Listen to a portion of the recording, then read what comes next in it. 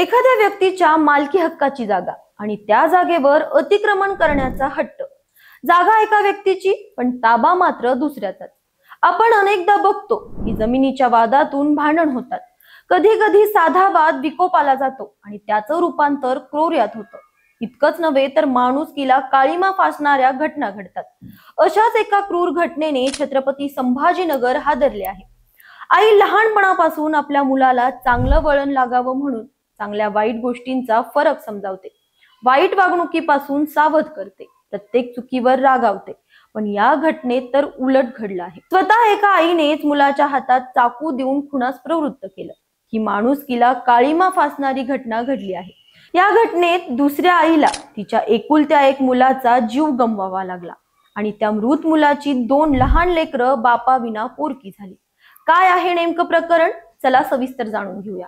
नमस्कार, मी अंजली आपलं स्वागत करते पोलखोल मध्ये। छत्रपती संभाजीनगरच्या सिडको N6 भागातील संभाजी कॉलनीत राहणारं पाडसवान कुटुंब। हे कुटुंब खूप साधं आणि मेहनती आहे।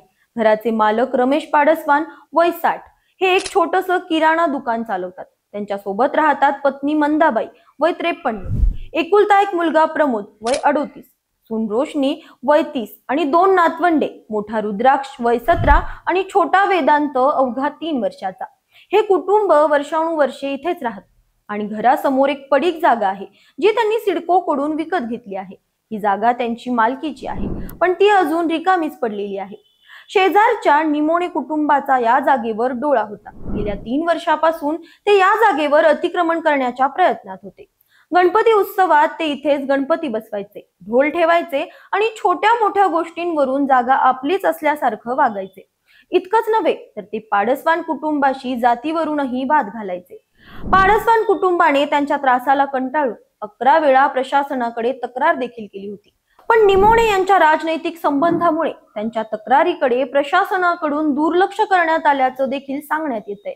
पाडसवान कुटुंबाने या जागेवर बांधकाम करण्यासाठी खडी आणि इतर साहित्य आणून ठेवलं होतं, जेणेकरून ते स्वतःचं काहीतरी बांधू शकतील।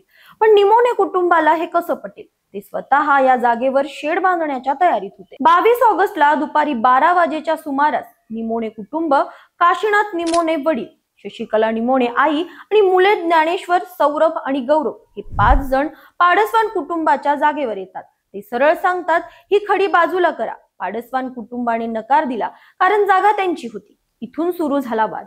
निमोणे कुटुंबाने तिथे पडलेले दगड उचलून मारण्याचा प्रयत्न केला। आवाज ऐकून शेजारी पाजारी जमले। त्यांनी दोन्ही बाजूंना शांत करण्याचा प्रयत्न केला। वाद नको, सण उत्सवाच्या दिवसात शांत राहा असं सांगितलं, पण निमोणे कुटुंब काही ऐकण्याच्या मनस्थितीत नव्हतं। त्यांची खुमखुमी इतकी वाढली की ते बेफाम झाले। निमोणे कुटुंबातील वडिलांनी मुलांना इशारा दिला आणि आई शशिकला निमोणेने तर थेट मुलांच्या हातात चाकू दिला। हे ऐकून तुम्हाला विश्वास बसणार नाही, पण हे खरं आहे। या चिथावणीने मुले इतकी आक्रमक झाली की त्यांनी पाडसवान कुटुंबावर धारधार शस्त्राने हल्ला केला। प्रमोद पाडसवान, त्यांचे वडील रमेश, आई मंदाबाई आणि नातू रुद्राक्ष हे चौघे गंभीर जखमी झाले। त्यांना तातडीने खासगी रुग्णालयात दाखल केलं। प्रमोद यांच्यावर चाकूचे जास्त वार झालेले असल्याने दुर्दैवाने प्रमोदचा उपचारादरम्यान मृत्यू झाला। एकुलता एक मुलगा गेला, आई वडिलांचा आधार हिरावला गेला आणि छोटे 2 मुले रुद्राक्ष आणि वेदांत बापाविना अनाथ झाले। रमेश अजूनही रुग्णालयात मृत्यूशी झुंज देत आहेत। परिसरातल्या लोकांकडून त्यांच्या प्रकृतीसाठी प्रार्थना करण्यात येत आहे। ही घटना घडल्यानंतर पाडसवान कुटुंबाने मृतदेह ताब्यात घेणार नाही असा पवित्रा घेतला। ते म्हणतात, आरोपींवर मकोका म्हणजेच Maharashtra control of organised crime act लावला जाईपर्यंत आम्ही मृतदेह घेणार नाही, कारण हा फक्त साधा वाद नव्हता तर नियोजित हल्ला होता। पोलिसांच्या हलगर्जीपणामुळे प्रमोद यांचा जीव गेल्याचा आरोप नातेवाईकांकडून होत आहे। पोलिसांनी तातडीने आरोपींना अटक केली आहे आणि तपास सुरू केला आहे। पण प्रश्न असा आहे की अशा घटनांमुळे माणुसकी कुठे जाते? एका जागेसाठी इतकं क्रूर होणं योग्य आहे का? ही घटना फक्त एक बातमी नाही तर एक धडा आहे। जमिनीचे वाद रोज घडतात, पण ते इतके विकोपाला जातात की कुटुंब उद्ध्वस्त होतात।